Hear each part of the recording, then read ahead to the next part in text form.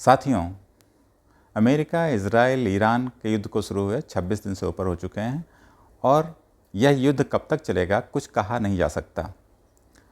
बात शुरू हुई थी अमेरिका के इस आरोप से कि ईरान परमाणु हथियार बहुत ज़्यादा विकसित कर रहा है और इस आरोप को लगाते हुए अमेरिका ने हमला किया था ईरान के ऊपर। यह युद्ध इतने दिनों से चल रहा है लेकिन फिर भी ईरान के लीडर्स मारे जा रहे हैं। मुझे जहाँ तक पता है करीब करीब 15 टॉप लीडर्स मारे जा चुके हैं।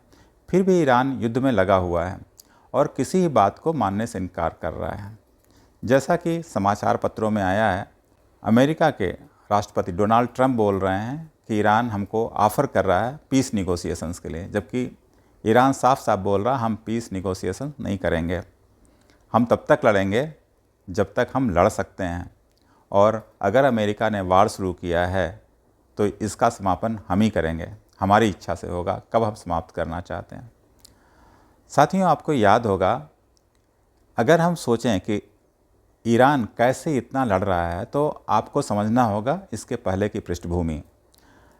आपको याद होगा 2003 में अमेरिका ने इराक पर हमला किया था सद्दाम हुसैन को लेकर के। सद्दाम हुसैन के बारे में भी उसने बोला था कि न्यूक्लियर वेपन या केमिकल वेपन्स डेवलप किए जा रहे हैं जो मिस यूज़ कर सकते हैं अमेरिका के अगेंस्ट में। और फाइनली क्या हुआ, जैसे सद्दाम हुसैन को पकड़ा गया, इराक भरभरा के गिर गया क्योंकि उसके पीछे और कोई लीडरशिप नहीं थी और पब्लिक में भी आक्रोश था। इस बात को देखते हुए ईरान भी सजग हो गया था और उसने अपने IRGC के कमांडर से बात की थी 2005 में। उनको पता था कभी न कभी इस तरह का हमला उनके ऊपर भी हो सकता है। साथियों, ईरान के अंदर 31 राज्य हैं। IRGC ने सजेस्ट किया था उस समय और उसने उसी तरह की फॉर्मेशन दे दी। 31 राज्यों की 31 सेनाएं बना दी गईं।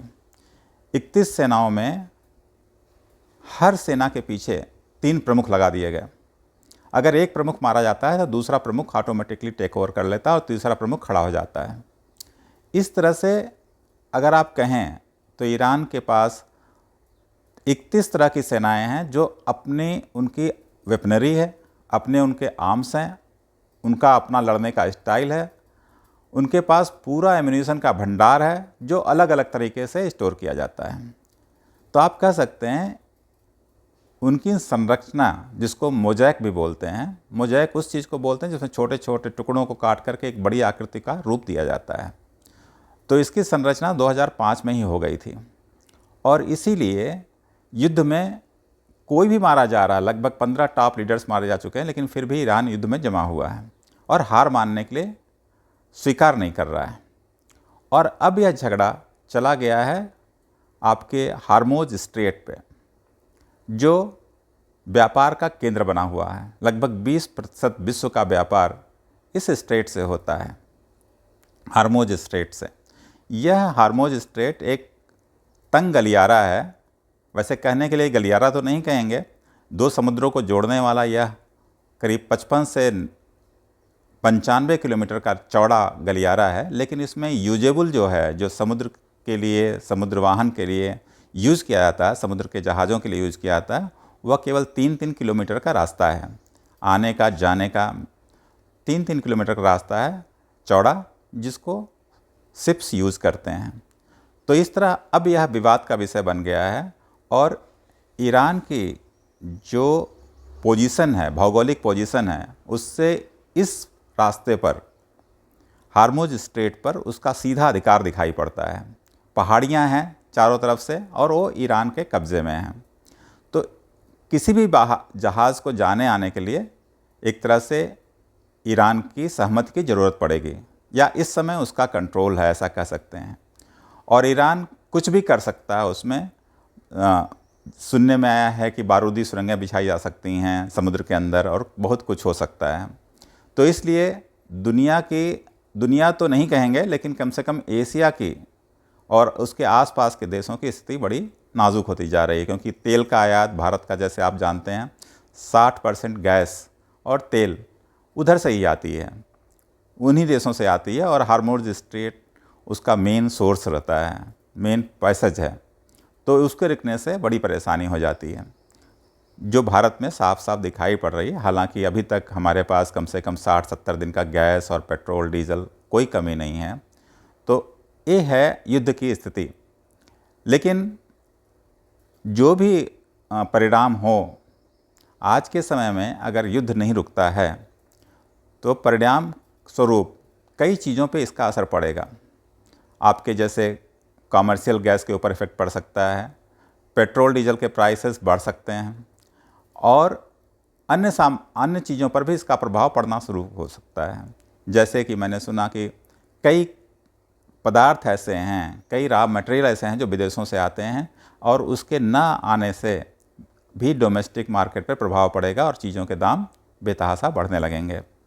खैर, मैं समझता हूँ भारत सरकार बहुत सजग है, और इसीलिए कभी कभी मैं सोचता हूँ कि जो कहा जाता है कि वार में उतरना तो आसान होता है लेकिन उससे निकलना बहुत मुश्किल है, और इसीलिए ये तीनों देश एक ऐसी स्थिति में फंस चुके हैं जहां अमेरिका तो निकलना चाहता है, जहां तक मेरी समझ जाती है। अमेरिका और इजराइल निकलना तो चाहते हैं, लेकिन ईरान अब निकलना नहीं देना चाहता। उसने क्लस्टर बमों का उपयोग करना शुरू कर दिया है। क्लस्टर बम ऐसे होते हैं कि एक रॉकेट जाता है ऊपर जा कर के, वो जब नीचे आता है तो वहाँ वो फटता है, उसमें से 50 से लेके 80 तक बम गिरते हैं, और उन बमों की दिशा अलग अलग होती है, और उसको रोकना बहुत मुश्किल होता है। आप कोई भी डोम का इस्तेमाल कर लीजिए, आयरन डोम का इस्तेमाल कर लीजिए, या कुछ दूसरी डिवाइसेस का इस्तेमाल कर लीजिए, वो डोम ही, आयरन डोम ही कंफ्यूज हो जाएगा जब इतने बमों को देखता है।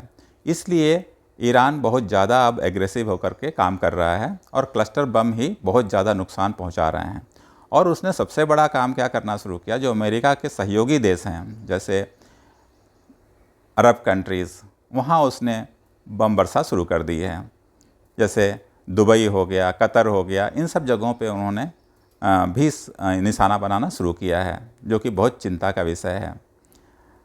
इन सब बातों के बीच में आशा करता हूँ कि कोई ना कोई समाधान निकलेगा, और वो बातचीत का ही समाधान होना चाहिए। लेकिन ईरान ने ऐसी शर्त रखी है जो मुझे लगता है ट्रंप प्रशासन के लिए एक्सेप्ट करना बहुत चैलेंजिंग होगा, मुश्किल होगा। ईरान ने कहा है, सबसे पहली मेरी शर्त है, जितना भी मेरा नुकसान हुआ है मेरे देश का, उसकी भरपाई होनी चाहिए। दूसरी बात, कभी भी अमेरिका हमारे ऊपर हमला नहीं करेगा, इसकी लिखित गारंटी चाहिए, और तब हम कोई बात सोचेंगे। यह बहुत, मेरे ख्याल से बहुत मुश्किल काम होगा, क्योंकि जहाँ तक मुझे मालूम है, एक अनुमान के हिसाब से बताया गया है 2 लाख करोड़ का नुकसान ईरान को हुआ है इस वार में, और उसी तरह से दूसरे देशों को भी, अमेरिका और इजराइल को भी काफ़ी नुकसान हुआ है। तो यह बात मानना मेरे ख्याल से बहुत मुश्किल होगा, लेकिन देखें क्या सॉल्यूशन निकलता है, क्या समाधान निकलता है। मैं आशा करता हूँ आने वाले समय में भारत एक अच्छी भूमिका निभा करके दोनों देशों के बीच, तीनों देशों के बीच एक सामंजस्य बिठा करके इस युद्ध का एक सही समाधान निकालते हुए, जिससे दुनिया में छाई हुई शांति एक तरह से शांति की तरफ बढ़े।